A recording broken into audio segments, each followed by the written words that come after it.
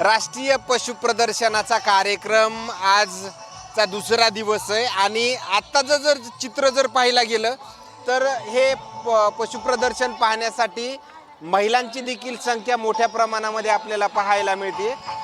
इकडं म्हणजे जिथपर्यंत या ठिकाणी हे पशु आहेत प्रत्येक ठिकाणी पाहायला गेलं तर महिलांची संख्या मोठ्या प्रमाणामध्ये आपल्याला पाहायला मिळते। आपण ही पूर्ण लाईन जर पाहायला गेलं तर जेवढ्या प्रमाणामध्ये पुरुष आहेत तेवढ्याच प्रमाणामध्ये या ठिकाणी महिला आहेत आणि मंत्री पंकजा मुंडे हे ह्या खात्याचा कारभार पाहतायत आणि त्या पशुमंत्री आहेत।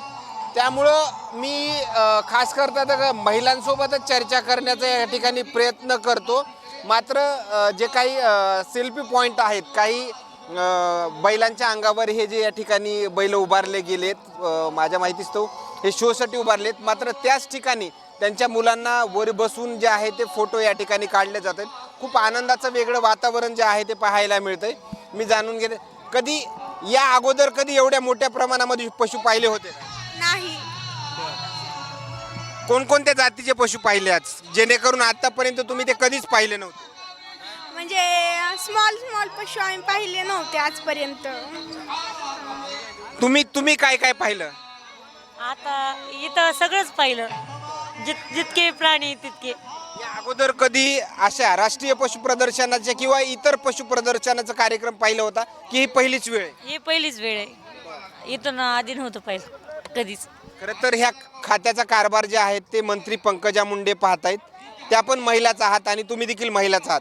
मात्र त्यांनी हे आयोजन जे केलंय त्याबद्दल तुम्हाला काही बोलता येईल का? सध्या तर नाही, छान केलंय। बदल त्यांना कार्यक्रम ठेवला तर छान ठेवला, सगळ्या महिलांसाठी बायकांसाठी।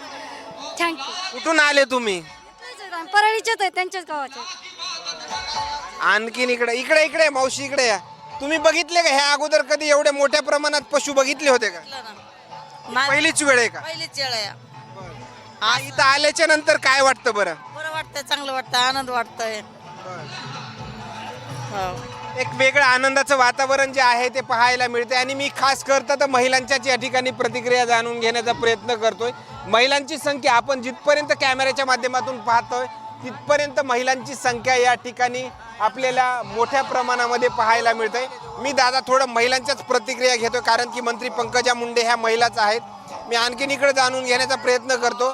ताई, या अगोदर एवढ्या मोठ्या पशु प्रदर्शनामध्ये तुम्ही सहभागी झाले होते काय? पहिलीच वेळ। कुठून आले तुम्ही? वडवणीवरून आले। खरं तर बीड जिल्ह्यातल्या विविध कानाकोपऱ्यामधून आलेल्या ह्या महिला आहेत आणि खूप आनंदाचं वातावरण जे आहे ते आपल्याला या ठिकाणी पाहायला मिळतंय। मात्र आलेल्या प्रतिक्रिया या काय सांगून जातात हे तुम्हाला नक्कीच समजलं असेल। कॅमेरामॅन उमाकांत फड सोबत सचिन मुंडे, सूर्यदुंज मीडिया, बीड, परळी।